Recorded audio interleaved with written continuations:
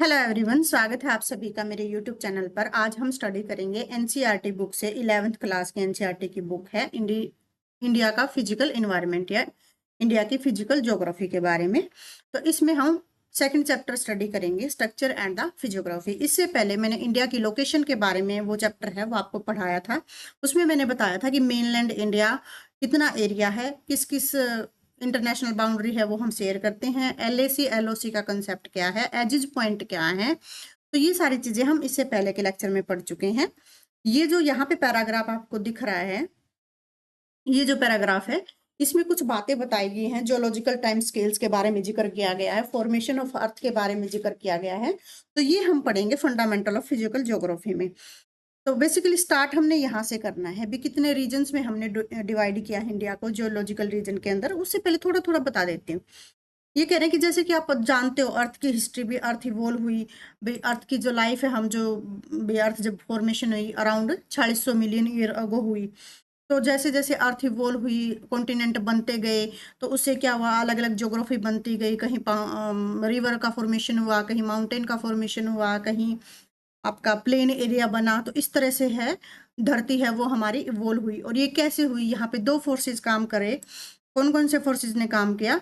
Endogenic और exogenic forces ने काम किया। एंडोजेनिक फोर्सेस क्या होते हैं? जो धरती के अंदर से लगते हैं, जैसे प्लेट टेक्टोनिक मूवमेंट्स होती है भी, जैसे दो प्लेटें आपस में टकराएंगी, भाई वो कोलाइड करेंगी, कन्वर्ज करेंगी, या टकरा के एक दूसरे से अलग हो जाएंगी, डाइवर्ज करेंगी, या एक दूसरे के नीचे धंस जाएंगी, सबडक्शन होगा। तो ये भी चीजें मैं आपको सब कराऊंगी, टेंशन नहीं लेनी है बिल्कुल भी।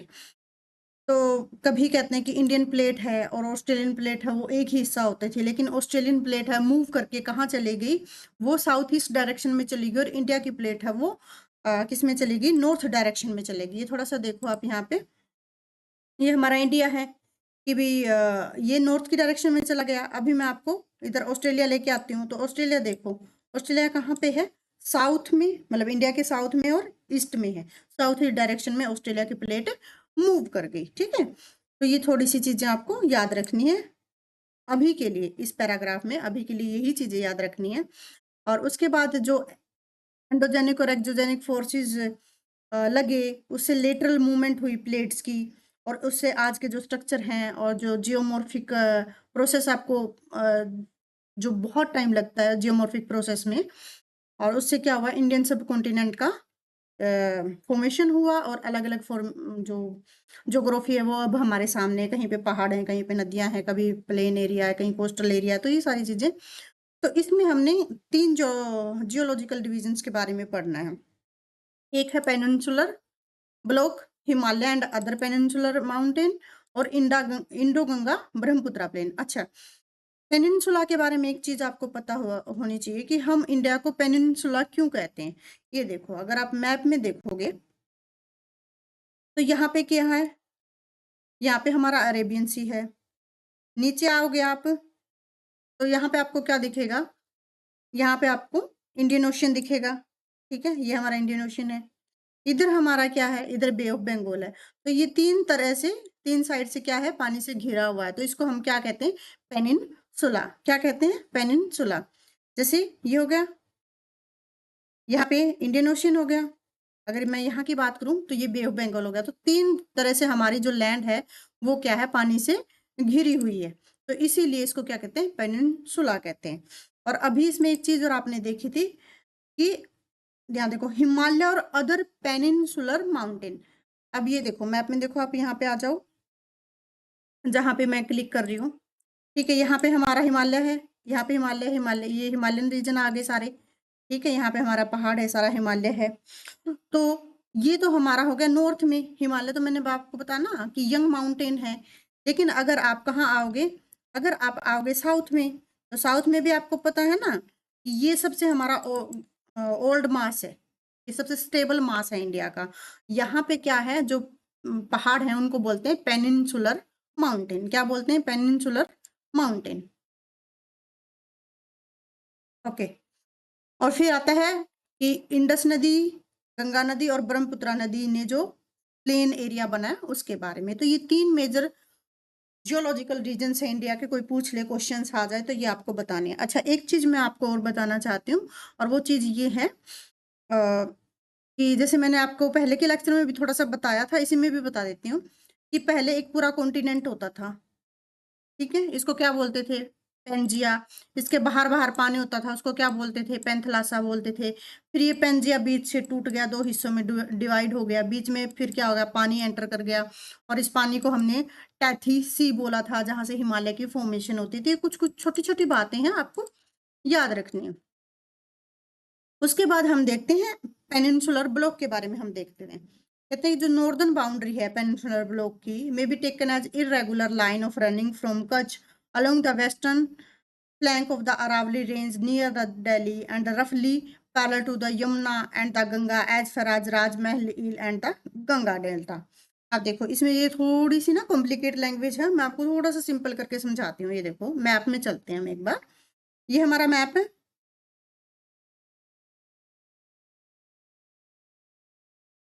ठीक है, ये मैप आपको दिख रहा है। अब जहां पे मैं मार्क करूंगी थोड़ा सा वो देखना आप, कि ये गुजरात वाला रीजन हो गया, ठीक है, यहाँ हो गया महाराष्ट्र वाला, ये मैं जो मार्क कर रही हूँ आपको, ये एमपी वाला रीजन, ये देखो ये थोड़ा सा मैंने ऐसे मार्क करके समझाया आपको, ठीक है। तो ये है हमारा पेनिनसुलर ब्लॉक, भी यहाँ कच्छ से लेके, ठीक है, अरावली रेंज में आ गया, ये राजस्थान वाला एरिया, कुछ कुछ एमपी वाला एरिया, ठीक है। और फिर आप यहाँ आओगे इधर उड़ीसा में राजमहल हिल वाला, झारखंड वाला एरिया, ये वाला, और नीचे ये साउथ तमिलनाडु वाला एरिया। तो ये जो बीच वाला पोर्शन है इसको हम बोलते हैं पेनिनसुलर ब्लॉक। तो कंफ्यूज नहीं होना है, ठीक है। यहाँ गंगा डेल्टा, आपको पता है कि गंगा है वो डेल्टा फॉर्मेशन करती है बंगाल के अंदर, ठीक है, ओके। फिर ये कह रहा है कि इसके अलावा अपार्ट फ्रॉम दीज भी, इसके अलावा जो कार्बी एंगलोंग वाला रीजन है and the Meghalaya plateau in the north east and Rajasthan in the west also extension of the this block. आप देखो कई बार आपसे ना डायरेक्शन पूछ लेगा कि पेनिनसुलर ब्लॉक की एक्सटेंशन या डायरेक्शन बताओ। तो यहाँ पे क्या डायरेक्शन बताई थी कि इरेगुलर है, कच्छ से लेके वेस्टर्न में, मतलब वेस्ट में कच्छ, ठीक है, इतना याद रखना है कि वेस्टर्न रीजन में कच्छ वाला रीजन, ठीक है, इतना याद आया। अरावली रेंज के पैरेलल में आप चलोगे, यमुना के पैरेलल में चलोगे, दूर जाओगे राजमहल हिल्स उड़ीसा वाला एरिया और गंगा डेल्टा वाला एरिया। तो वेस्ट में तो कच्छ याद रखना है। अगर ईस्ट की बात करें तो मेघालय प्लेटू, नॉर्थ ईस्ट में मेघालय प्लेटू, और राजस्थान और कच्छ वाला तो आपका वेस्टर्न रीजन में ही आ गया। ये किसकी एक्सटेंशन है, पेनिनसुलर ब्लॉक के एक्सटेंशन है। North eastern part are the separated by the Malda Fault in the west of the Bengal from the छोटा नागपुर प्लेटो। अब ये देखो मैं थोड़ा सा इसको जूम करूं, थोड़ा सा जूम करते हैं,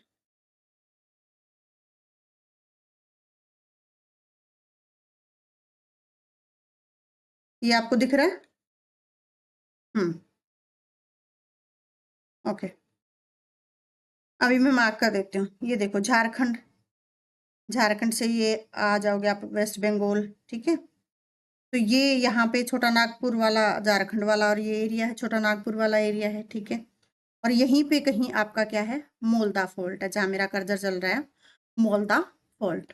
जो मालदा फोल्ट है ये क्या करता है, ये नॉर्थ ईस्ट रीजन को हमारे बंगाल वाले रीजन से सेपरेट करता है। राजस्थान में आपको क्या देखने को मिलेंगे, डेजर्ट देखने को मिलेगा, और अदर डेजर्ट लाइक फीचर भी इस ब्लॉक में देखने को मिलेंगे। फिर कह रहा है कि जो पेनिनसुला है formed essentially by great complex of very ancient gneisses and the granites वगैरह, जो अंदर क्या होता है ग्रेनाइट वगैरह, और जो मिनरल्स जो होते हैं, जो धातुएं होती हैं, तो भी उनसे मिलके ये बना है, ठीक है। अलग अलग तरह के मिनरल्स हमारी धरती में मिलते हैं, वो भी आपको पता है। ये इसके क्या है, मेजर पार्ट है। और अगर कहते हैं कि कैम्ब्रियन पीरियड से हम बात करें, जो पेनिनसुलर ब्लॉक है वो रिजिड ब्लॉक है, exception of some of its western coast को छोड़ के, बाकी ये क्या है, रिजिड है। वेस्टर्न कोस्ट कहाँ हो गया, सबमर्ज कर गया सी के अंदर, और अदर पार्ट अभी भी देखने को मिलते हैं। और ये पता है किसका पार्ट है, इंडो ऑस्ट्रेलियन प्लेट का पार्ट है, ये भी आपको थोड़ा सा याद रखना है। और इससे क्या हुआ कि ये अलग अलग तरह की वर्टिकल मूवमेंट हुई इंडो ऑस्ट्रेलिया प्लेट में। और ब्लॉक के अंदर ऑब्वियस सी बात है, भी दो चीज अगर जब टकराएंगी तो क्या होगा, फाल्ट बनेगा।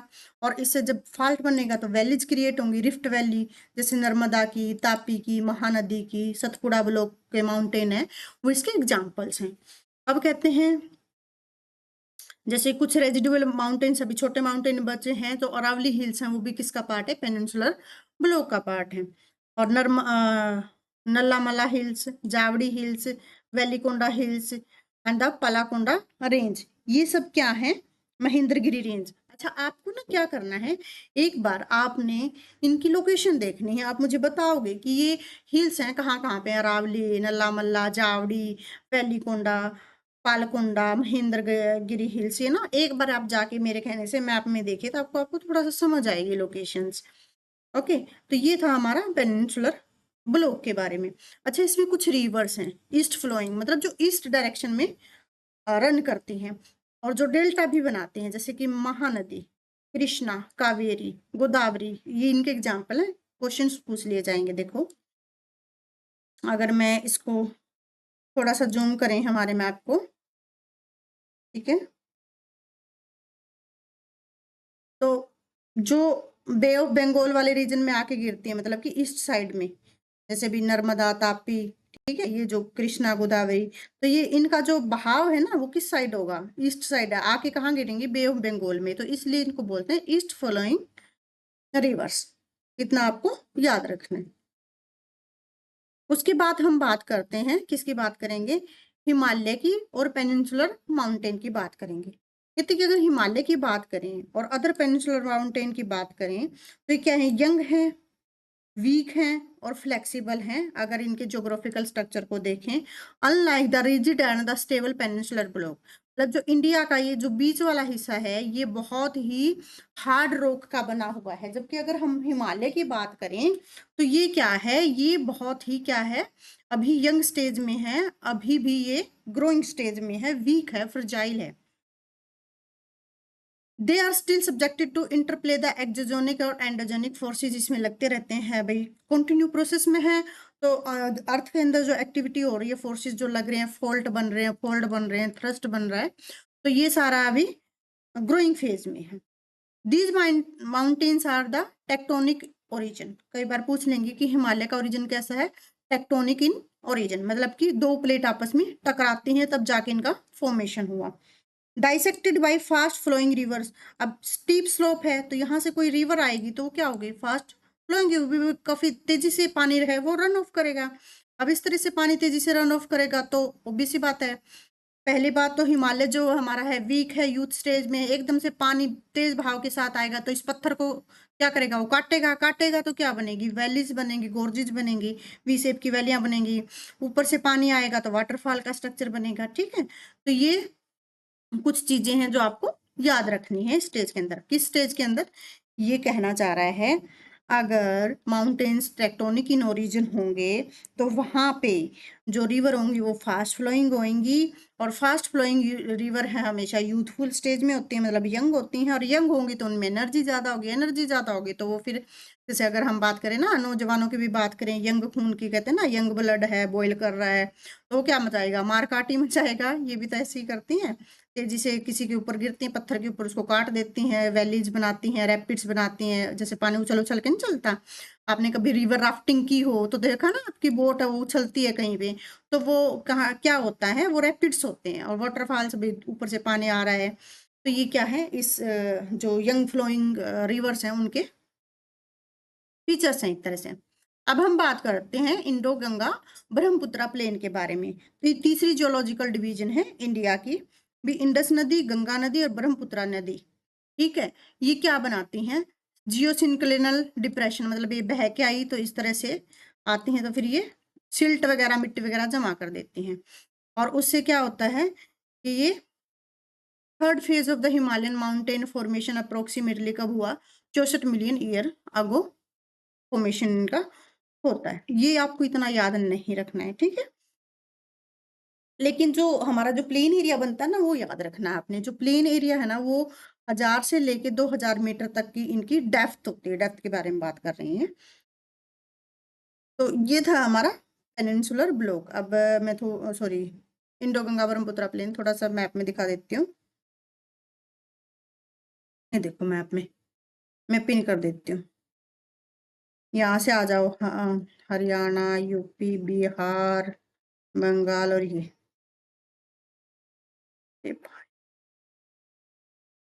दोबारा करते हैं। ये देखो, हरियाणा, यूपी,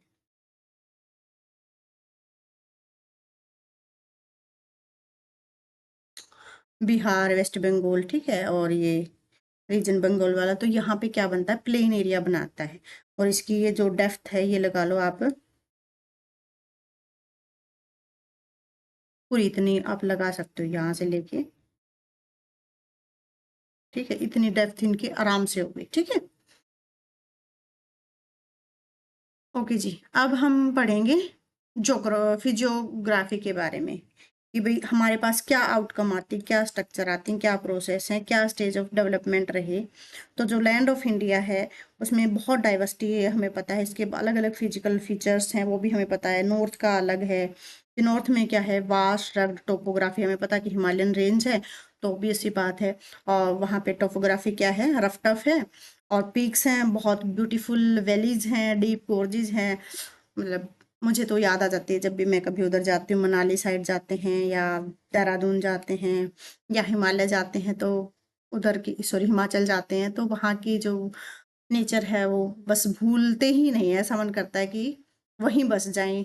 लेकिन कहते हैं ना, अब सबकी लाइफ की अपनी समस्याएं हैं। पहाड़ों की लाइफ भी इतनी बहुत डिफिकल्ट है। हम टूर पे जाते हैं 1-2 दिन के लिए, हमें अच्छा लगता है, लेकिन बाद में क्या है, उन लोगों के लिए जो वो जीवन है वो कठिन है, एज कम्पेयर टू हमारा जो प्लेन एरिया में जो हम लोग रहते हैं उनके कंपैरिजन में। और साउथ की अगर हम बात करें तो लैंड है वो स्टेबल है, एक जैसी, मतलब कि भाई प्लेन एरिया है, और प्लेटू हैं अलग अलग तरह के, छोटी छोटी पहाड़ियाँ, रॉक्स मिल जाएंगे। देखो ये है ड्यून्यूडिड, मतलब कि छोटी छोटी जो पहाड़ियाँ जो कट कट के छोटे रह गए हैं, और छोटे छोटे स्कार्प्स भी मिल जाएंगे आपको। उसके बाद ये क्या कह रहा है, अगर नॉर्थ में करें, in north the to lies between vast Indian plains. अगर हम डिवीजन की बात करें तो जो फिजिकल ज्योग्राफिकल डिवीजन है वो है इनके। North and the north eastern mountain, भी नॉर्थ में जो माउंटेन है और नॉर्थ ईस्टर्न में जो माउंटेन है। फिर नॉर्थ में जो प्लेन एरिया है हमारा, इंडो गंगा ब्रह्मपुत्र प्लेन वाला, पेनिनसुलर बीच वाला एरिया मैंने बताया था आपको। इंडियन डेजर्ट, भाई हमें पता 2 तरह के डेजर्ट है हमारे, हॉट और कोल्ड। कोल्ड है वो लद्दाख में है, हॉट है वो राजस्थान में है। कोस्टल प्लेन्स और आइलैंड्स वगैरह एक बार मैप में देख लो। देखो, अब आप ये देखो, यहाँ पे हमारा क्या है, यहाँ पे हमारा है क्या, हिमालय। क्या है, हिमालय, ठीक है। ये पूरा रेंज कहाँ जाती है, हिमालय तक जाती है, ठीक है। भी यहाँ तक ये लगा लो एक्सटेंशन है। मैं हिमालय की अगर बात करूँ, यहाँ तक एक्सटेंशन है हिमालय की, ठीक है, आपको पता है सब। और ये तो हमारा हो गया नॉर्थ, ये वाला एरिया हो गया, ये नॉर्दर्न माउंटेन हो गया। और इधर जो माउंटेन है ये नॉर्दर्न ईस्टर्न माउंटेन है, ठीक है। उसके बाद अगर मैं बात करूं, तो यहाँ से लेके गुजरात से लेके ये वाला पूरा, ये हमारा क्या होगा, ये हमारा हो गया कोस्टल रीजन, ठीक है। ओके, कोस्टल रीजन देख लिया आप। और ये हमारा क्या हो गया, पूरा प्लेन एरिया हो गया, ठीक है। तो हमने यही पढ़े है ना कि, और कोल्ड डेजर्ट हमारा लद्दाख में हो गया, हॉट डेजर्ट हमारा यहाँ हो गया, और यहाँ पे हमारा आइलैंड है, लक्षद्वीप आइलैंड है, ये हमारा अंडमान आइलैंड है, ठीक है। तो आपको क्या क्या पढ़ने को मिल गया, आपने क्या क्या देखा, हमने देखा कि इंडिया को हमने कितने डिवीजन में बांटा है, फिजियोग्राफिक डिवीजन में। Northern and north eastern mountain, northern plains 2, number 3 पे पेनिनसुलर प्लेटू, नंबर 4 पे इंडियन डेजर्ट, नंबर 5 पे कोस्टल प्लेन्स, और नंबर 6 पे आइलैंड वगैरह, ठीक है। अब हम स्टडी करते हैं north and north eastern mountain के बारे में। तो नॉर्थ एंड नॉर्थ ईस्टर्न जो माउंटेन है, ऑब्वियस सी बात है, नॉर्थ में हिमालय है और नॉर्थ ईस्टर्न में छोटी छोटी पहाड़ियां हैं। अच्छा, ये भी मैंने आपको बताया कि हिल्स और माउंटेन्स में कितने कितने मीटर तक को हम माउंटेन कहते हैं, कितने को हिल्स कहते हैं। इससे पहले के लेक्चर में मैंने आपको बताया है, एक बार वो स्लाइड जाके जरूर देखना। तो हिमालय किससे बना है? सीरीज है भाई, एक पूरी वो है, रेंज है किसकी? पैरेलल माउंटेन्स की। और जिसमें जो इम्पोर्टेंट रेंज है जैसे ग्रेटर हिमालय, और ग्रेटर हिमालय में क्या क्या आता है? Great Himalaya and the Shivalik.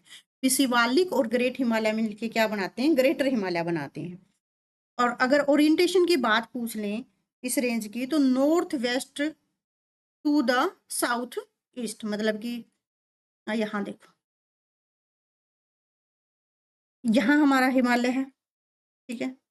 यहाँ एचपी तक भी आता है, थोड़ा सा इधर आ जाता है, कश्मीर से होता हुआ हिमाचल प्रदेश होता हुआ। तो ये थोड़ा सा डायरेक्शन किसकी तरफ आ गई? वेस्ट की तरफ आ गई। तो डायरेक्शन कई बार पूछ लेते हैं, तो डायरेक्शन आपने क्या बतानी है? नॉर्थ वेस्ट से लेके साउथ ईस्ट तक। साउथ ईस्ट मतलब कि आपको पता है कि हमारा कहाँ तक जाता है? ईस्ट डायरेक्शन तक, जो अपने ये अरुणाचल प्रदेश वाला हिमालय है वहां तक का एरिया ये कवर करता है। तो नॉर्थ वेस्ट से लेके, आपने डायरेक्शन याद रखनी, नॉर्थ वेस्ट से लेके साउथ ईस्ट तक। अगर मतलब मैं यही ड्रॉ करूँ छोटा सा, मतलब ऐसे ही मैप ड्रॉ कर देती हूँ, ठीक है।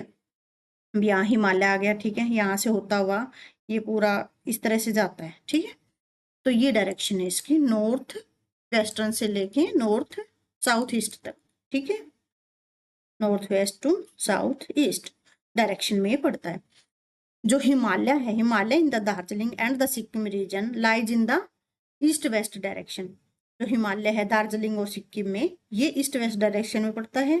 अरुणाचल की अगर बात करें, they are from the south west to north west direction. अगर नागालैंड की बात करें, मणिपुर की बात करें, मिजोरम की, तो ये नॉर्थ साउथ डायरेक्शन में पड़ते हैं। अच्छा, डायरेक्शन को लेके ना कंफ्यूज नहीं होना है। अब ये देखो, मैप में देख लेते थोड़ा सा, अभी देखते हैं हम। ये अरुणाचल है, अरुणाचल तो कहाँ हो गया? ये देख, मैं लाइन ड्रॉ करती हूँ। अब यहाँ अपने टेक्स्ट पे चलो आप एक बार। टेक्स्ट में क्या कह रहा है कि जो नागालैंड वाला और मणिपुर वाला और मिजोरम वाला है, ये कहाँ है? नॉर्थ वेस्ट में। मतलब कि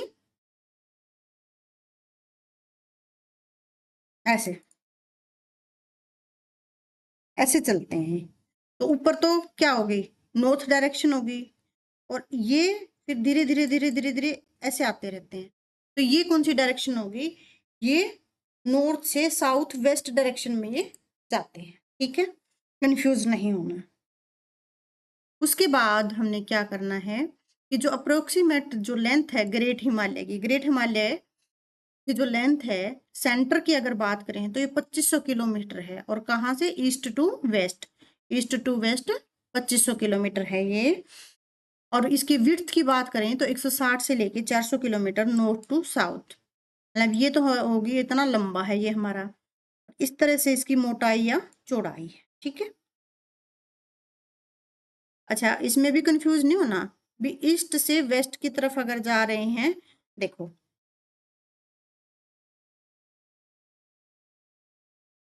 नहीं चलो मैप में दिखाती हूँ मैं आप लोगों को। ये देखो, थोड़ा सा इसको हम,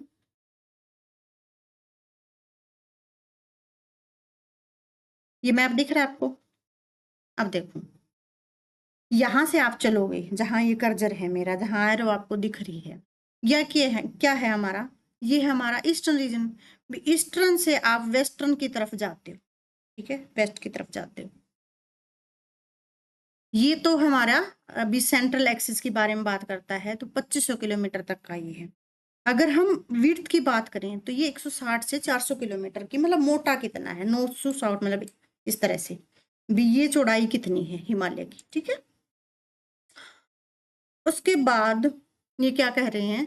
it is also evident the map of that Himalaya stand almost like a strong and long wall between the Indian subcontinent and the Central Eastern Asian country। अब ये देखो, ये जो यहाँ पे हमारा पूरा हिमालय है, तो हमारे इंडिया को ये इन कंट्री से, चाइना से या सेंट्रल एशियन कंट्री से क्या करता है? अलग करता है, ठीक है। इसको इस तरह से देखो, ये मेरी एरो कर्सर शो हो रहा होगा आपको यहाँ पे। तो ये एशियन कंट्री हैं या अदर जो कंट्री हैं, चाइना है, मंगोलिया है या रशिया है या अफगानिस्तान है, इनको हमसे अलग करता है। आई होप आपको ये चीज समझ आ रही होगी। मैं बहुत ही इत्मीनान से आपको समझा रही हूँ मैप दिखा दिखा के कि आपको कोई दिक्कत ना आए। कहते हैं कि जो हिमालय है वो सिर्फ एक फिजिकल बैरियर नहीं है, इससे हमारी क्लाइमेट चेंज होती है, हमारा ड्रेनेज मतलब रिवर का जो पानी का रीजन है, कहाँ कहाँ तक हम रिवर है वो पानी सींचती हैं, हमारे फीड करती हैं लैंड को। और जो कल्चरल डिवाइड है भी जो कल्चर का हिस्सा है वो भी लद्दाख वाले पहाड़ी रीजन वाले लोगों का रहना सहना खाना पीना अलग है, हमारा अलग है। तो सिर्फ ये लगा लो कि फिजिकल बैरियर नहीं है, ये एक डाइवर्सिटी, एक बहुत बड़ी डाइवर्सिटी भी है, वो भी क्रिएट करता है। ठीक है, ये तो हो गया हमारा हिमालय के बारे में। ठीक है, उसके बाद अगर हम बात करें नॉर्दर्न प्लेन्स की, हम बात करते हैं। ये कहते हैं जो प्लेन्स है हमें पता है कि किससे बने हैं, एलुवियल सॉइल से बने हैं। और ये जो सोइल है वो इंडस, गंगा और ब्रह्मपुत्र, ये तीन जो मेजर नदी हैं ऊपर नॉर्थ में, उनसे ये बने हैं। प्लेन की अगर आप एक्सटेंड देखोगे तो 3200 किलोमीटर ईस्ट टू वेस्ट, और एवरेज अगर हम देखें विड्थ 150 से 300 किलोमीटर तक इनकी गहराई है, और मैक्सिमम मतलब की चौड़ाई है। मैक्सिमम अगर डेप्थ हम देखें तो 1000 से 2000 मीटर तक अगर आप खुदाई करते हो तो वो आपका प्लेन एरिया में काउंट होता है। अच्छा, जो मेजर बात याद रखने की है, from the north to south these can be divided into 3 major zone. अगर हम नॉर्थ से साउथ की तरफ मूव करेंगे तो इनको 3 मेजर जोन में डिवाइड किया गया, Bhabar, Terai, alluvial plains. Alluvial plain can be further divide into the Khadar and the Bhangar. तो आपको कंफ्यूज नहीं होना है। देखो, जो प्लेन एरिया है उनको हमने 3 जोन में डिवाइड कर दिया, भाबर और तराई और एलुवियल प्लेन। ठीक है, और इसमें भी जो एलुवियल प्लेन है लास्ट वाला, उसको हमने खादर और भांगर में डिवाइड कर दिया। जो भाबर है मतलब जो फर्स्ट वाला जो डिवीजन है, भाबर जो डिवीजन है, ये कहता है कि नैरो बेल्ट है ranging between the 8-10 kilometre to the Shivalik foot hills at the breakup of the slope. जिससे क्या होता है, as a result of streams and river coming from the mountain deposit heavy materials of the rocks and the boulders at the time. तो भाबर में क्या आता है, देखो यहाँ मैप में देखो, थोड़ा सा इसको जूम करती हूँ मैं।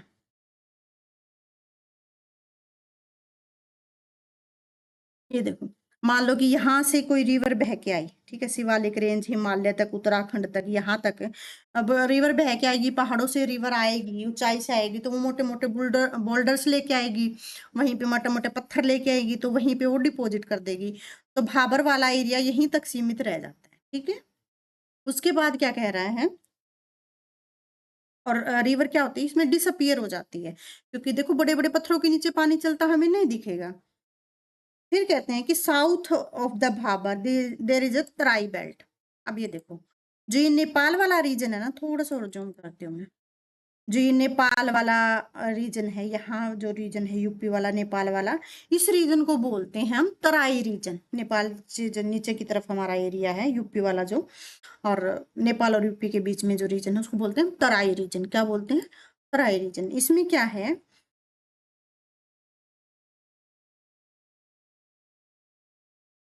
ओके, तो बता दे, south of the Bhabar is a Terai belt approximately, यहाँ पे इसकी विड्थ कितनी है, 10 से 20 किलोमीटर। और most of the streams and the river reemerge, दोबारा से यहाँ दिखने लग जाती हैं, अलग से एक चैनल बनाने लग जाती हैं, और यहाँ पे एक दलदली और स्वाम्पी कंडीशन पैदा हो जाती है, जिसको हमने बोला तराई। इसीलिए इस रीजन को क्या बोलते हैं, तराई रीजन बोलते हैं। और जो तराई रीजन होता है ना, वो बहुत ही लग्जूरियस होता है, और नेचुरल वेजिटेशन यहाँ पे मिलती है। ठीक है, मतलब कि अगर वेजिटेशन के हिसाब से देखें ना, इसमें बहुत सारी वेजिटेशन, पशु पक्षी, फ्लोरा फौना, सब देखने को मिलेगा आपको। बहुत मतलब चार्मिंग रीजन होता है ये। South of the Terai is a belt consist of a old and the new alluvial deposit known as the Bhangar. अब तराई से साउथ की तरफ आप जाओगे तो पुराने और नए मिट्टी, आपको एलुवियल मिट्टी मिलेगी, जिसको भांगर और खादर के नाम से जाना। इसका मतलब क्या है, ओल्ड को हमने क्या बोला, ओल्ड को हमने बोला भांगर, और न्यू को हमने बोला खादर। ठीक है, समझ आई। देखो ऐसे चलो, मान लो ये माउंटेन है, यहाँ से रिवर बह के आई, ठीक है, यहाँ से रिवर बह के आई, बड़े बड़े बड़े बड़े बड़े बड़े पत्थर ले आई भाई, पत्थर ले आई तो इन पत्थरों से बह के क्या आ रहा है, पानी। इन पत्थरों के नीचे पानी, वो हमें दिख नहीं रहा। ठीक है, तो इस रीजन में क्या हो जाता है, रिवर है वो डिसअपियर हो जाती है। तो इस रीजन को हमने क्या बोला, भाबर रीजन बोला। क्या बोला, भाबर रीजन। अब थोड़ा सा हम नीचे आते हैं भाई, साउथ की तरफ आते हैं, यूपी और या ये वाला एरिया लेके आते हैं आप, क्या कहते हैं, नेपाल वाला एरिया, नेपाल के साउथ में। ठीक है, तो यहाँ पे छोटे छोटे चैनल स्ट्रीम्स है, फिर से आपको पानी है वो दिखने लग गया। तो इस रीजन को हमने क्या बोला, इस रीजन को हमने तराई रीजन बोला। ठीक है, क्या बोला हमने, तराई रीजन बोला। फिर क्या हुआ, अब और चलते हैं भाई, और आगे रिवर हमारी फ्लो कर रही है अभी, चलो चलो चलो चलते हैं। ठीक है, तो यहाँ पे जो मिट्टी है वो छोटे छोटे पत्थर हैं, छोटी छोटी सिल्ट हैं, वो यहाँ डिपॉजिट करती और आगे चली, जैसे डेल्टा बनाने से पहले, और यहाँ पे बिल्कुल बारीक बारीक मिट्टी है वो यहाँ नदी ने क्या कर दी, डिपॉजिट कर दी। तो ये वाला जो रीजन है, ओल्ड वाला रीजन है, जहाँ पहले इन्होंने मिट्टी छोड़ी थी, इसको बोला हमने भांगर रीजन। और यहाँ जो नई एलुवियल मिट्टी ये लेके आई, और छोटी नई नई बिल्कुल बारीक मिट्टी लेके, इसको हमने बोला खादर रीजन। आई होप आपको ये चीज क्लियर होगी कि भाबर, भांगर और खादर ये क्या है, ये है भाबर। भाबर, भाग भाग के आ, ऐसे याद रख लेना। कैसे, भाग भाग के आ। ओके, भाग भाग के आए तो सांस चढ़ गए भाई, सांस चढ़ गए तो मैं तो बैठ गई, मतलब पानी गया बैठ, और मुझे अब ये दिखाई नहीं दे रहा। तो भाबर में क्या हो गया, रिवर है आपको दिखाई नहीं देगी, पानी का फ्लो आपको दिखाई नहीं देगा, पत्थरों के नीचे, बड़े बड़े बोल्डर्स के नीचे जम जाएगा। फिर चलो भाई, मेरे सांस उतर गया, मैं थोड़ा सा फिर से चलती हूँ, चलूंगी फिर दिखाई दूंगी, तो मतलब यहाँ पे हो गया हमारा तराई रीजन। फिर भाई ये जो मिट्टी है मेरे से बोझा ना ढोया नहीं जा रहा, अब मैं यहीं छोड़ देती हूँ इसको, और थोड़ी सी हल्की मिट्टी अपने साथ ले लेती हूँ। तो ये जो हमने थोड़ी सी मोटी मिट्टी छोड़ी, इसको हमने कहा भांगर, और नई वाली मिट्टी को, हल्की मिट्टी को हमने बोला खादर। तो इस तरह से आप याद रख सकते हो। These plains have a characteristic features of the mature stage of alluvial erosion, depositional landforms बनते हैं। ये भी मैं आपको बताऊंगी कैसे landforms बनते हैं, कैसे सैंड बार्स बनते हैं, meanders बनते हैं, ऑक्सबो लेक बनती है, ब्रेडिड चैनल बनते हैं। अच्छा, अभी थोड़ा सा तो फिर भी बता देती हूँ, ताकि आपके सिर से पानी है वो ना जाए। ठीक है, ये देखो, आपको ऐसे बताते हैं, जैसे ना ऐसे ऐसे करके आती है नदी। ठीक है, इसको बोलते हैं मिएंडरिंग। क्या बोलते हैं इसको, मिएंडर्स, मतलब ऐसे घुमावदार जब ये लेके आते हैं। अब वो भी सी बात है, अब मैं थोड़ा इसको क्लीन कर दूं, आपको समझ नहीं आएगा, नहीं तो पचपच मच जाएगी, है ना।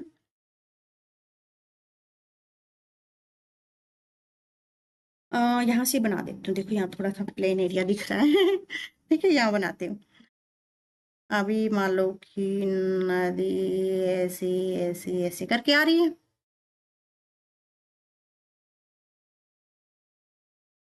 ठीक है, तो ये जो है, ये है हमारा मिएंडर। क्या है, मिएंडरिंग स्टेज में, वैसे घुमावदार स्टेज में। अब ऐसे ऐसे जब नदी करके आएगी तो एक स्टेज कैसी आएगी, मतलब क्या होगा, नीचे से काटती जाएगी, ऊपर से मिट्टी डिपॉजिट करती जाएगी। ठीक है, तो कोई इस तरह की फॉर्मेशन है वो बन जाएगी हमारी, इस तरह की फॉर्मेशन बन जाएगी।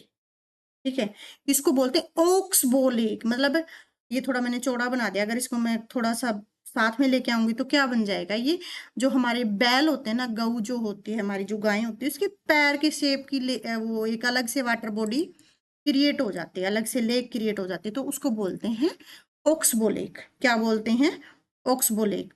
और जो इस तरह का जो घुमावदार पैटर्न है, उसको क्या बोलते हैं, उसको मिएंडर बोलते हैं। क्या बोलते हैं, मिएंडर बोलते हैं। और सैंड बार्स भी आपने देखे होंगे, जैसे आप राजस्थान में जाओगे, डेजर्ट में जाओगे, तो इस तरह की स्ट्रक्चर्स हैं आपको दिखेंगी, ऐसे लहरदार रेत। आपने कई बार मूवीज में भी देखा होगा ना, वहाँ आपको, अगर थोड़ा बहुत रिलेट कर पाओ चीजों को। ठीक है जी, ओके ओके, हम कहाँ गए, कहाँ गए, यहाँ थे हम कहीं। तो ये जो इस तरह की स्ट्रक्चर बनती है, इसको हम बोलते हैं ऑक्सबो लेक। क्या बोलते हैं, ऑक्सबो लेक। तो ये सारी चीजें याद रखनी है। क्या याद रखना है आपने, कि भाई जब नदी बहती है, रिवर बह के आती है मियंडरिंग, वो ऐसे घुमावदार पैटर्न बनाती है, फिर एक पैटर्न अलग हो जाता है, उसको बोले कहते हैं। और कई बार क्या होता है, मान लो ये बड़ी सी रिवर है, अब ये उसमें गिरने से पहले, समुद्र में गिरने से पहले इस तरह के पैटर्न बनाती है, इसको बोलते हैं ब्रेडिड पैटर्न। ठीक है, मतलब कि गुच्छा टाइप सा कई सी डिस्ट्रीब्यूटरी हैं वो निकल जाती हैं, इसको बोलते हैं ब्रेडिड पैटर्न्स। ठीक है, अगर हम ब्रह्मपुत्रा की बात करें, Brahmaputra plains are known as their riverine island and the sand bars. ठीक है, तो एक सबसे बड़ा माजुली जो आइलैंड है, माजुली आइलैंड सबसे बड़ा रिवर आइलैंड है, ये याद रखना है, जो कि ब्रह्मपुत्रा रिवर बनाती है। कई बार क्वेश्चन पूछा जाता है, बहुत फ्रीक्वेंट ये क्वेश्चन पूछा था। ठीक है, तो आप सबने ये चीज देख ली, आई होप आपको ये चीज समझ आई होगी। ओके, इसको थोड़ा सा प्लेन कर देते हैं भाई, ताकि मैं आपको आगे पढ़ा सकूं। ठीक है, फिर हमने क्या देखा कि भाई आइलैंड्स वगैरह, मतलब कि जैसे नदी आई डिपॉजिट करती रही मिट्टी, तो एक बड़ा सा ये पैच सा बन जाता है, मिट्टी का मैदान सा बन जाता है, और आसे पासे क्या हो जाता है, इसके बाहर पानी हो जाता है, तो इसको एक आइलैंड बनते हैं। तो सबसे बड़ा आइलैंड बनाती है हमारी ब्रह्मपुत्रा वर्ल्ड के अंदर, तो आपको ये याद रखना है। ओके, ये हमने पढ़ लिया। उसके बाद हम पढ़ते हैं पेनिनसुलर प्लेटो के बारे में। पेनिनसुलर प्लेटो क्या कहता है भाई हमारा, ये कहता है कि हाइट है इसकी 150 metre above the river plains, और एलिवेशन अगर बात करें तो सी लेवल से इसका जो एलिवेशन है 600 से 900 मीटर, इरेगुलर ट्रायंगल शेप में ये है हमारा। ठीक है, और इसका अगर एक्सटेंशन आप देखोगे, Delhi ridge in the north west में Delhi रीज of Aravalli, Rajmahal in the east, और Gir range in the west, and the cardamom hills in the south. देखो यहाँ देखो, ये है हमारा प्यारा भारत। ठीक है, तो मैं यहाँ करूँ मार्क,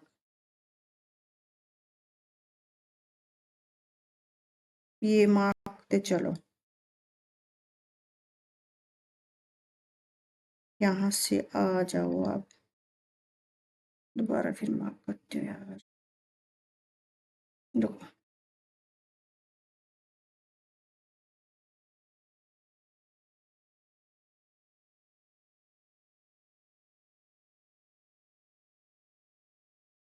मतलब ये बीच वाला एरिया। ठीक है, ये हमारा क्या हो गया, ये हमारा हो गया पेनिनसुलर ब्लॉक। जैसे अगर मैं यही बता देती हूँ यार, ये देखो, ये हमारा इंडिया है, ये गुजरात वाला रीजन, ये तो बीच वाला जो रीजन है,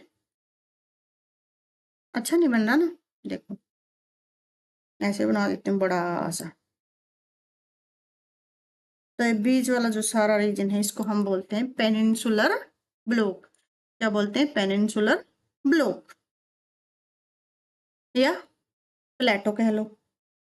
अगर इसकी नॉर्थ वेस्ट में पूछो तो अरावली रेंज आती है, ईस्ट में पूछो तो राजमहल हिल आती है, और नीचे साउथ में पूछो तो कार्डमम हिल आती है। तो ये इसका एक्सटेंशन पूछ ली जाती है, आपको याद रखनी है डायरेक्शन। मतलब इधर आएगी आपकी अरावली रेंज, इधर आएगी आपकी राजमहल रेंज, और नीचे आएगी आपकी कार्डमम रेंज। इस तरह से आपको याद रखना है। अब क्या कह रहे हैं कि however extension of this also seen in the north east region में भी आपको दिखेगा। शिलोंग वाला जो कार्बी एंगलोंग असम और मेघालय प्लेटू है, वो भी एक तरह से इसकी क्या है, एक्सटेंशन है। तो इस तरह से जो पेनिनसुलर इंडिया है, made up of a series of the जो पेटलैंड प्लेट्यूज, जैसे हजारीबाग प्लेट्यू, पालमा plateau, Ranchi plateau, Malwa plateau, Coimbatore plateau, Karnataka, ये अलग अलग रीजन में इन्होंने इनके नाम दे दिए। तो ये one of the oldest plateaus हैं और मोस्ट स्टेबल लैंड मास है इंडिया के अंदर।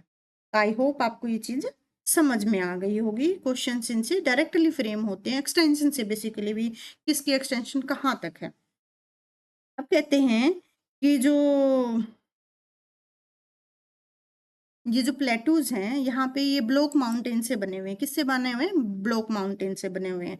ब्लॉक माउंटेन और फोल्ड माउंटेन, दो तरह के माउंटेन होते हैं, ये भी हम जो फिजिकल ज्योग्राफी है वर्ल्ड की, जैसे पूरी जो ओवरऑल ज्योग्राफी है उसमें हम पढ़ेंगे। रिफ्ट वैली बनाती हैं और बेयर रॉक की स्ट्रक्चर बनाती हैं जहाँ पे कुछ भी नहीं होता, सिर्फ खाली आपको पत्थर ही पत्थर दिखेंगे।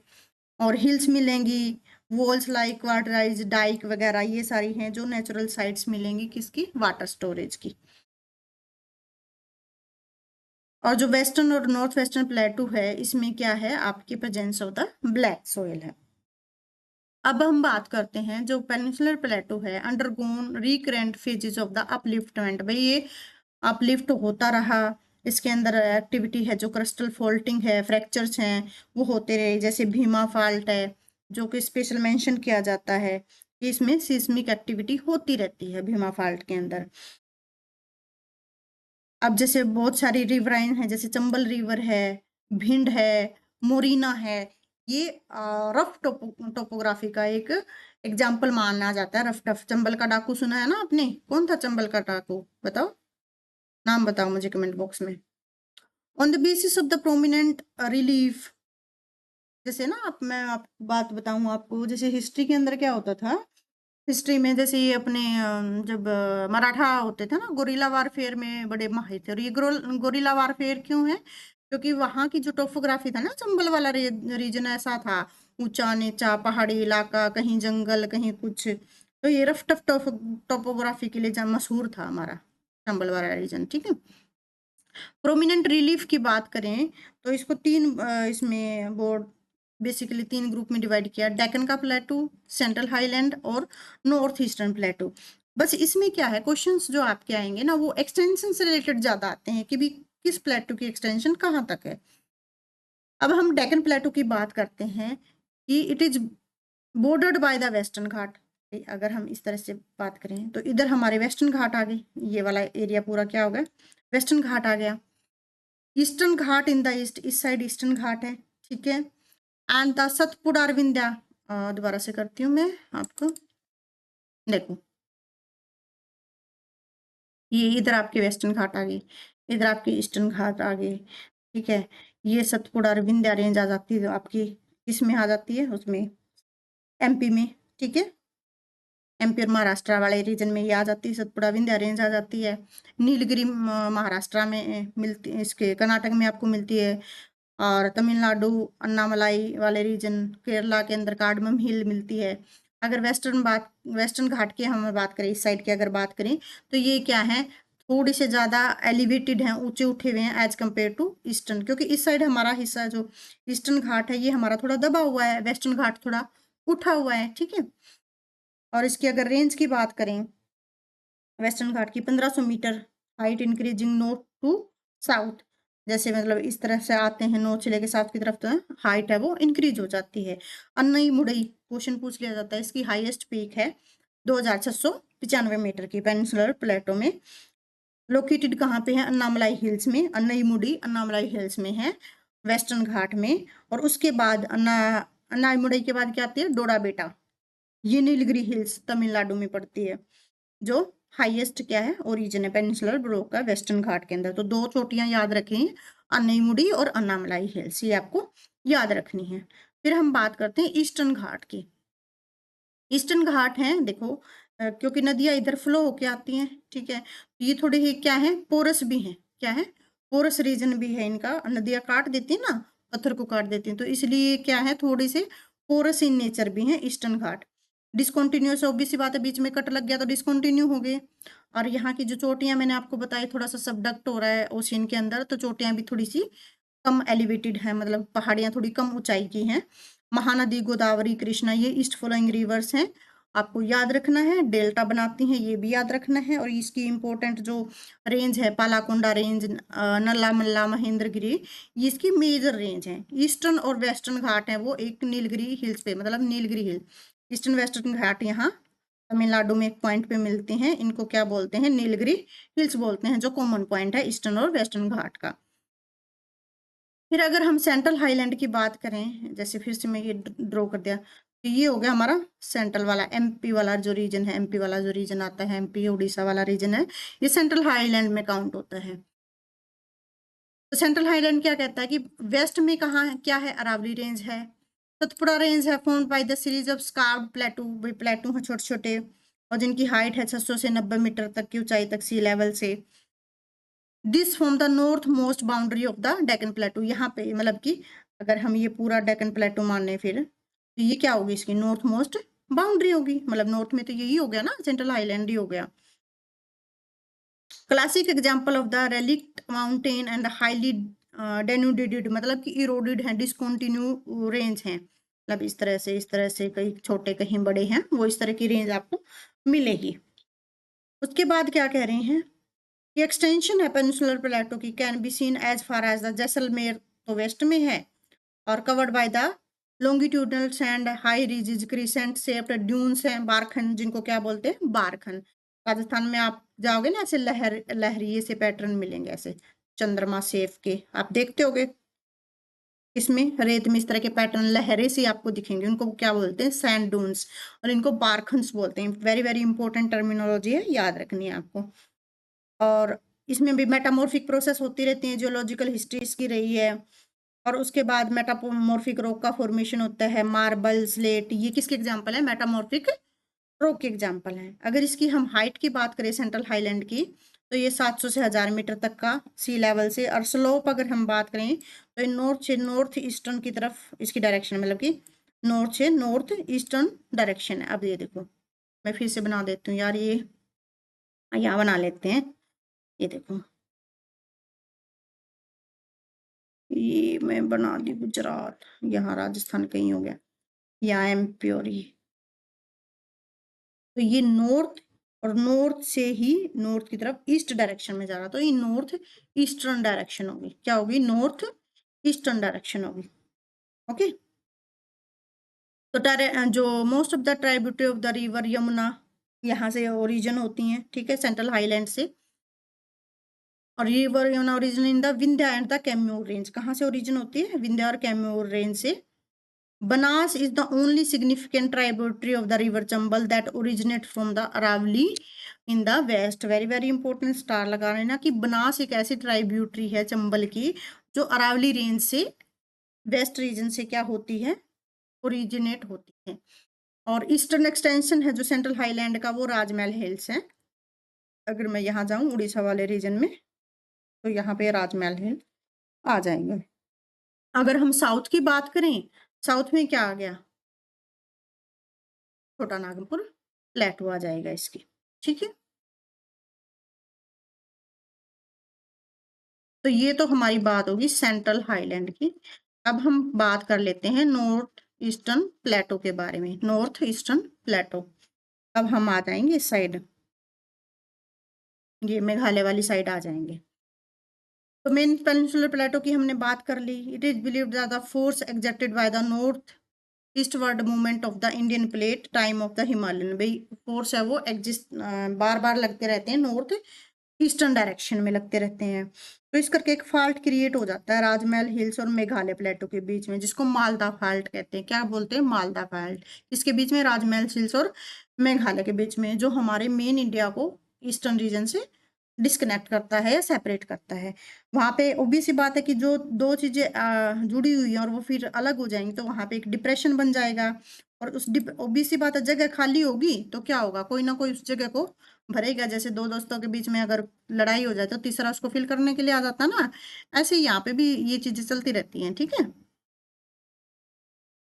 तो भाई यहाँ डिपोजिशनल एक्टिविटी होती रहती हैं। मेघालय और जो कार्बी आंगलोंग वाला रीजन है वो डी अटैच हो जाता है मेन पेनिनसुलर ब्लॉक से।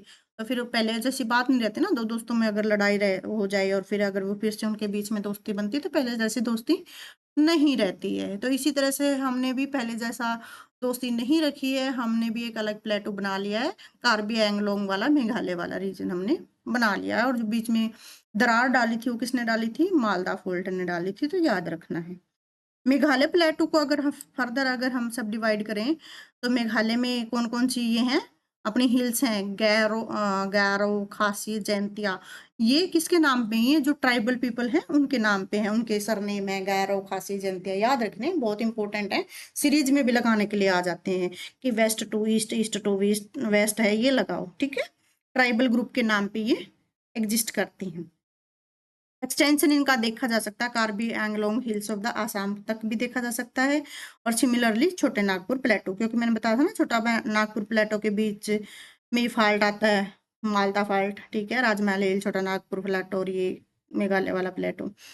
यहाँ पे मिनरल्स भी बहुत सारे हैं, कोल है, आयरन है, सिलेमाइट है, लाइमस्टोन है, यूरेनियम है, यहाँ पे मैक्सिमम मात्रा में है वो मिलते हैं। दिस रिसीव मैक्सिमम रेनफॉल, अपने को पता है कि वेस्ट इसके अंदर मानसून के अंदर बहुत ज़्यादा रेनफॉल होती है। कौन सी जगह है? मौसमी राम, मेघालय के अंदर मौसमी राम है, चेरापूंजी नहीं है, याद रख लेना, मौसमी राम जगह करके है वहाँ पे। और ओबीसी बात है तो वहाँ पे परमानेंट वेजिटेशन कवर रहता है, पानी सारा उम्र पानी मतलब कि सारा साल पानी है वो बहता रहता है, तो वहाँ पे वेजिटेशन भी परमानेंट हरा भरा रहता है वो एरिया। अब हम बात कर लेते हैं इंडियन डेजर्ट्स की। तो मैंने आपको बताया था कि दो डेजर्ट है हमारे पास, कोल्ड और हॉट। हॉट हमारा राजस्थान में है, कोल्ड हमारा लद्दाख में है। अगर हम नॉर्थ वेस्ट की बात करें अरावली हिल्स के, तो यहाँ पे ग्रेट इंडियन डेजर्ट है, थार डेजर्ट, ठीक है, क्या है? थार डेजर्ट। और ये स्ट्रक्चर जो बनाते हैं, टोपोग्राफी जो बनाते हैं, उनको सैंड ड्यून्स को हमने क्या बोला था? बारखन बोला था। लॉन्गिट्यूडनल सैंड ड्यून्स है, बारखन ये बनाते हैं। और यहाँ पे सबसे कम बारिश मिलती है आपको, साल में सिर्फ 150 मिलीमीटर बारिश ही देखने को मिलेगी। तो इस तरह जो वहाँ जो क्लाइमेट है वो एरिड क्लाइमेट है, वेजिटेशन आपको ठीक ठाक देखने को मिलेगी, बहुत कम देखने को मिलेगी। और करेक्टरिस्टिक फीचर्स हैं जिसको हम द मरुस्थली लैंड भी बोल लेते हैं, क्योंकि एरिड है, सूखा पड़ा, तो इसको मरुस्थली भूमि भी, मरुभूमि भी बोला जाता है। तो ये बिलीव किया जाता है कि ये टाइम मेसोजोइक ईरा के टाइम से ये एग्जिस्ट करते हैं, क्योंकि यहाँ पे ये अंडर द सी था ये रीजन। और this can be corroborated by the evidence available at the wood fossil park at the Akal and the marine deposit around the Barmsar near Jaisalmer. यहाँ पे कुछ फोसिल्स मिले हैं, वुड फोसिल्स मिले हैं, उससे डिसाइड होता है कि कभी ये एरिया सी के अंदर था। इतना आपको याद नहीं रखना, याद आपने रखना है कि सैंड ड्यून्स हैं जिनको बारखन्स बोले जाते हैं, लॉन्गिट्यूडनल्स हैं, मिनिमम रेनफॉल कितनी होती है, मरुस्थलीय भूमि है, ये आपको याद रखने हैं। देखो मैंने आपको बताया था ना, ये जो स्ट्रक्चर आपको दिख रहे हैं, मार्क कर दूं, ये देखो, ये जो स्ट्रक्चर्स है ये क्या है? ये ड्यून्स है, क्या है? सैंड ड्यून्स है, ये जो लहर सी पैटर्न से जो बने हुए हैं, ठीक है। और यहाँ पे विंड्स चलती रहती है, रेत को इधर से उधर ले जाती रहती है, और ये रेत से ही कहीं डिपॉजिट हो जाते हैं, कहीं से रोड कर लेते हैं, और इसी से ये स्ट्रक्चर है बनते रहते हैं, क्रीसेंट शेप ड्यून्स हैं वो बनते रहते हैं, इन्हीं को हम बोलते हैं बारखंड। अगर हम ओरिएंटेशन की बात करें तो desert divided into two parts, northern part sloping toward the Sindh, north वाला जो पार्ट है वो सिंध की तरफ है, southern toward the Rann of Kutch, और सदर्न है जो गुजरात की तरफ रन ऑफ कच्छ में। यहाँ पे एक बहुत इंपॉर्टेंट रिवर है लूनी रिवर, जो कि southern part of the desert, और ये किसको काटती है? ट्रैपिक ऑफ कैप्रिकॉन को काटती है कि कैंसर को काटती है, बताओ? कैप्रिकॉन का काटती है, ठीक है, लूनी रिवर, और वहीं पे रन ऑफ कच्छ में ये डिसअपियर भी हो जाती है, ठीक है। तो ये बात होगी हमारे यहाँ पे किसकी बात होगी? डेजर्ट्स की बात होगी। नेचुरल जो कंडीशंस हैं यहाँ पे, जो हमारा रन ऑफ कच्छ वाला जो रीजन है, यहाँ पे लेक्स हैं, ब्रैकिश वाटर है, तो यहाँ पे साल्ट भी होता है। और ये जो जेलन पोर्ट है, नावासावा पोर्ट है, मोरेगांव है, कोचिन है, तो यहाँ इस एरिया में नेचुरल पोर्ट्स भी मिलते हैं जिनकी एक्सटेंशन गुजरात कोस्ट तक है, ठीक है। तो यहाँ पे इन्होंने बीच में कोस्टल, अच्छा कोस्टल एरिया में आ गई, मैं सोचू बीच में कैसे आ गई, यहाँ पे घुस गए, हमारा यहाँ पे खत्म हो जाता है क्या? प्लेन वाला एरिया। अब हम बात करते हैं कोस्टल प्लेन्स की। जैसे ये हमारा इंडिया है, मैप में भी देख लो, ये हमारा इंडिया है, मैं फिर से मैपिंग कर देती हूँ, ये इंडिया, ये ठीक है, ये वाला जो रीजन है जो मैंने मार्किंग करी है, ये हमारा सारा कोस्टल रीजन में आ गया, ठीक है। अब कोस्टल रीजन की अगर हम बात करें, तो लोकेशन की अगर बात करें तो दो रीजन में है हमारा, ईस्टर्न और वेस्टर्न कोस्ट। भाई इस साइड वाला क्या हो गया आपका? वेस्टर्न कोस्ट हो गया, इस साइड वाला आपका ईस्टर्न कोस्ट हो गया। और कुछ कोस्ट है हमारे सबमर्ज भी हो चुके हैं सी के अंदर। ये कहते हैं जो सिटी ऑफ द्वारिका है, once a part of the Indian mainland होती थी, आज वो डूब चुकी है पानी में because of the submergence of narrow belt. And provided natural condition for the development of the ports. भी पोर्ट्स कौन कौन से हैं वहाँ पे? मजांगागांव, जेएलएन पोर्ट, नवाशावा, मारमागांव, मैंगलोर, कोचिन, यहाँ कुछ पोर्ट हैं हमारे कहाँ पे वेस्टर्न घाट में। Extended from the Gujarat coast north to Kerala. Kerala में भी हमें पता है कि ऑब्वियस सी बात है, अभी यहाँ से लेके यहाँ तक सब क्या है हमारे है, ये सारे पोर्ट्स हैं हमारे। उसके बाद हम आते हैं वेस्टर्न कोस्ट की, हमने बात कर ली है, और इसको हमने कहते हैं कि दो डिवीजन में हमने डिवाइड किया, कच्छ डिवीजन में और काठियावाड़ डिवीजन में। Kutch division and the Kathiawar coast in the Gujarat, Konkan coast Maharashtra में, और गोवा कोस्ट गोवा में, मालाबार कोस्ट कर्नाटक और केरला में। अच्छा, थोड़ा सा ना आपको कंफ्यूज नहीं होना, देखो मैंने शायद आपको पहले भी बताया, ये मैंने इंडिया का मैप ड्रॉ कर दिया, मतलब नीचे वाले, ठीक है, ज्यादा नहीं सोचने का, सिर्फ समझने का। अब ये हमारा हो गया गुजरात वाला रीजन, इसको हमने बोला, क्या बोला इसको हमने? काठियावाड़ या कच्छ वाला कोस्ट बोला, काठियावाड़ या कच्छ कोस्ट। फिर ये महाराष्ट्र वाला जो रीजन आ गया, ये हमारा क्या आ गया? कोंकण कोस्ट। और जो केरल वाला रीजन आ गया, ये हमारा हो गया क्या? मालाबार कोस्ट। और ये जो ईस्टर्न घाट वाला, इसको बोलते हैं हम कोरोमंडल कोस्ट। तो कंफ्यूज नहीं होना, एक एक पॉइंट क्रिस्टल क्लियर करते हुए चलना है। और जब आप बुक पढ़ो तो आपको ये ना लगे कि हम क्या पढ़ रहे हैं, क्योंकि इनकी लैंग्वेज थोड़ी सी क्या होती है, डिफिकल्ट होती है एनसीईआरटी की। ये जिक्र तो कर देते हैं किसी टर्मिनोलॉजी का, फिर आगे उसको एक्सप्लेन नहीं करते हैं, तो थोड़ा डिफिकल्ट हो जाता है स्टूडेंट्स के लिए। इसलिए मैं साथ के साथ आपको मैप के साथ ड्रॉ करके दिखा रही हूँ चीजें, और साथ में लाइव मैप भी दिखा रही हूँ। उम्मीद है कि आप लोगों को चीजें क्लियर हो रही होंगी। River flowing through the coastal plain do not form any delta, ठीक है, कि हाँ जो कोस्टल प्लेन्स में जो रिवर हैं वो कोई डेल्टा नहीं बनाती हैं। Malabar coast has got certain distinguish feature like कयालाज और बैक वाटर। देखो आपको मैं यहाँ दिखाती हूँ लाइव मैप पे, मैं इसको जूम करती हूँ।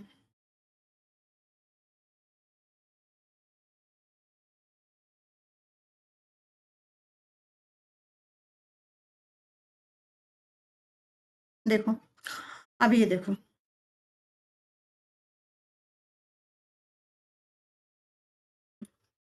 ये क्या बनाते हैं, एक तरह से बैक वाटर बनाते हैं कि अंदर लैंड की तरफ चला गया बैक वाटर। कयालाज बोलते हैं इनको, क्या बोलते हैं? कयालाज। क्या बोलते हैं?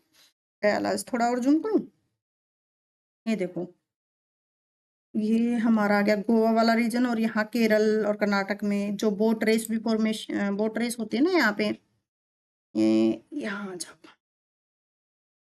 ये देखो मुंबई वाला रीजन, देखो थोड़ा सा, ये देखो, ठीक है, ये दिख रहा है ना ऐसे टेढ़ी मेढ़ी सी रेगुलर सी हमारी वो है, क्या है बोला, ये अंदर की तरफ जाता है,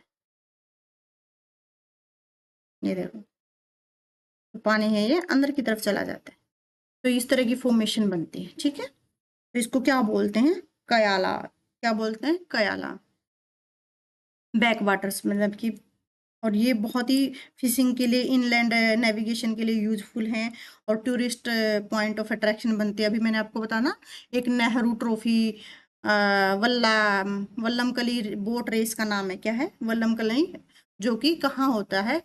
पुनमदा, पुन्नामादा कयाला, जो केरल में एक लेक है पुन्नामादा, वहां पे ये वल्लमकली बोट रेस कंपटीशन होता है। बहुत ही अट्रैक्टिव इनका ये फेस्टिवल है। यहाँ पे ये दिख रहा होगा आपको, यहाँ नहीं इन्होंने दिखाया, लेकिन यहाँ पे देखो, देखो मैं फेस्टिवल तो दिखा नहीं सकती, लेकिन मैं आपको जो कहना चाह रही हूँ, जो भावनाएं है ना मेरी, उनको समझना आपने, क्या है, मेरी भावनाओं को समझना है भाई। कितना जूम कर दिया मैंने। अभी हम केरला चलते हैं, केरला को मैं जूम करती हूँ, ये देखो,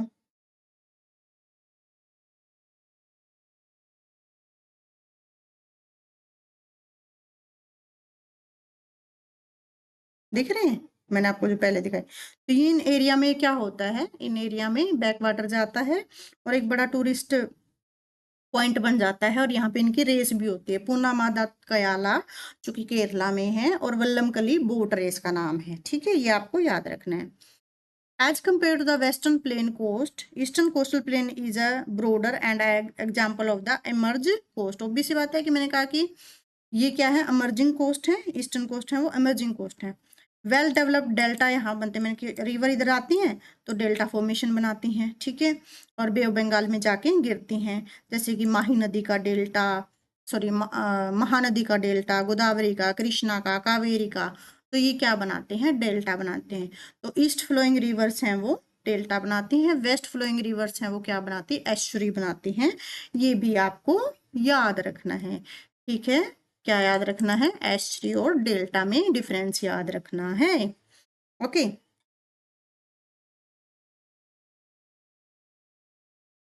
ये आपको पता है, इन्होंने थोड़ा सा बता रखा है, आइलैंड में हमारे 26 दिसंबर 2004 में एक बहुत बड़ा वो आया था, नेचुरल डिजास्टर हुआ था, सुनामी आई थी। और फिर आइलैंड की हम बात करते हैं, हमारे पास दो हैं, अरेबियन सी के अंदर कौन सा है, लक्षद्वीप है, और बे ऑफ बंगाल में हमारा कौन सा है, अंडमान निकोबार है। भाई थोड़ा सा इसमें देख लो, फिर कहोगे कि आपने दिखाया नहीं, मैं दिखा देती हूँ, ठीक है। तो ये हमारा है लक्षद्वीप, आपको दिख गया हो गया। और इधर आप आओगे, आ जाओ भाई आ जाओ, दिखो दिखो, लेक्चर हमारा बहुत लंबा हो रहा है। ये हमारा है अंडमान निकोबार, ठीक है, क्या है, अंडमान निकोबार। बे ऑफ बंगाल में अंडमान निकोबार है यहाँ पे, और यहाँ पे अरेबियन सी में क्या है, लक्षद्वीप है, ठीक है, ओके। जो पूछने वाली चीजें हैं वो ये हैं कि बे ऑफ बंगाल में जो आइलैंड्स हैं हमारे, ये हैं 572 आइलैंड्स हैं, ठीक है, और ये इनके कोऑर्डिनेशन दे रखे हैं, अभी आपको याद करने की जरूरत नहीं है। टू प्रिंसिपल ग्रुप्स हैं आइलैंड की, एक तो रिटचेज आर्कीपेलगो और लैब्रियंथ है आइलैंड हैं, इनको बोलते हैं। एंटायर ग्रुप को हमने दो ब्रॉड कैटेगरी में डिवाइड कर दिया। कई बार पूछ लेते हैं तो इनका छोटी फॉर्म क्या है, रिटचे आइलैंड और लैब्रियंथ आइलैंड, इनको कलेक्टिवली हमने बोला अंडमान निकोबार, ठीक है। अंडमान है नॉर्थ में और निकोबार है साउथ में, और इनको एक बॉर्डर वाटर बॉडी है वो सेपरेट करती है, जिसको 10 डिग्री चैनल कहते हैं। Very very important, very very important, 10 degree channel किसको सेपरेट करता है, अंडमान और निकोबार को। एक बार फिर से हम आते हैं हमारे मैप पे, और इसको हम जूम करते हैं। लेक्चर थोड़ा लंबा हो गया, लेकिन होने दो, हम आज ये चैप्टर खत्म करेंगे क्योंकि हमने पढ़ना है, ठीक है। ये देखो, ये हमारा अंडमान हो गया, ये हमारा निकोबार हो गया। तो ये जो चैनल है ये है हमारा क्या है, 10 डिग्री चैनल है, क्या है, 10 डिग्री चैनल है, याद रखना है। उसके बाद कहते हैं ये जो आइलैंड है ये एलिवेटेड पोर्शन है सबमरीन माउंटेन्स का, भी माउंटेन है ना वही ऊपर उठ रहे हैं, और उन्हीं पे ये थोड़ा सा सरफेस है, समतल एरिया बना हुआ है। और हमारा एक बैरन आइलैंड भी है, वोल्केनिक आइलैंड है। ओनली एक्टिव जो वोल्केनो है वो कहाँ पे है, निकोबार आइलैंड में, बैरन आइलैंड आइलैंड में, ठीक है। ये कुछ पिक्स हैं, यहाँ पे जो हिल्स हैं, तो ये आपको थोड़ा सा याद रखना है, पूछा था एक बार ये किसी क्वेश्चन में। इन्होंने सैडल पीक है, नॉर्थ अंडमान में है, 738 मीटर ऊंचाई पे। माउंट डियावोलो ये मिडल अंडमान में 515, और माउंट कोयोब है ये साउथ अंडमान में है, और थिलुयर है वो है ग्रेट निकोबार में, ठीक है। तो फिर से याद देखेंगे, सैड हो गए, सैड दिया, ऐसे याद रखो, सैड दिया क्यों थो, सैड दिया क्यों थो, ऐसे कुछ भी याद रख लो। ये सैडल पीक है, नॉर्थ अंडमान में है। दिया है वो मिडल में है, क्योब है वो साउथ में है, और थ्यूल्यूर है वो का है ग्रेट निकोबार में है, ठीक है। ये नॉर्थ टू साउथ लगाने को आ जाता है कई बार, तो स्टार लगा लो इस पे, इम्पोर्टेंट है ये, ठीक है। हमने याद करना ही है, अभी करना ही कैसे तो ना कैसे तो करना ही है। वेजिटेशन, रिच वेजिटेशन है, ये हमने याद रखना है। और उसके बाद हम बात करते हैं यहाँ पे, अरेबियन आइलैंड हमारा है लक्षद्वीप और मिनिकोय, ठीक है। और इसमें जो टोटल आइलैंड है हमारे 36 हैं, ये याद रखना है। और सिर्फ 11 ही इसके अंदर क्या है जहाँ पे लोग रहते हैं, सिर्फ 11 आइलैंड के ऊपर लोग रहते हैं, बाकी के अनहैबिटेटेड हैं। 36 island of which 11 are uninhabited, sorry 11 हैं वो, वहाँ पे कोई भी और उसके बाद हमारा आता है मिनिकोय, लार्जेस्ट आइलैंड है जिसका एरिया है 553 स्क्वायर किलोमीटर। ये आपको याद रखना है। अगर केरला से इसकी डिस्टेंस पूछ ले लक्षद्वीप की, ये 220 से 240 किलोमीटर केरला से इसकी डिस्टेंस है। और 9 डिग्री चैनल है, वो इसको इसका अलग करता है, north of the Amini island को साउथ ऑफ द कैन्नौर आइलैंड से ये एक दूसरे को अलग करते हैं। तो 10 डिग्री चैनल और 9 डिग्री चैनल ये आपको याद रखने हैं। Island of this archipelago storm beaches consist of the unconsolidated pebbles हैं और भी कोबल्स हैं, बोल्डर्स हैं, क्योंकि यहाँ पे लोग रहते तो है नहीं, ये तो इस तरह के पिक्चर्स आप ये देख सकते हो। तो अब हम आ जाते हैं इसके क्वेश्चंस और आंसर पे। क्वेश्चन और आंसर इसके हम देख लेते हैं। देखो, which of the water body separate the Andaman and Nicobar, बताओ। 11 डिग्री बताया था, गल्फ ऑफ मन्नार बताया था, या 10 डिग्री, तो 10 डिग्री बताया था। On which hill range is the Doda Betta peak situated, बताओ। नीलगिरी में था, अन्नामलाई में था, कार्डमम में था, नल्ला मल्ला में था, ये बताओ। ये बहुत इंपॉर्टेंट है, डोडा बेटा कहाँ की थी, ये क्वेश्चन भी पूछा गया था। ठीक है, बताओ मुझे, डोडा बेटा है वो किस में थी? डोडा बेटा हिल्स किसका पार्ट है? जल्दी बताओ।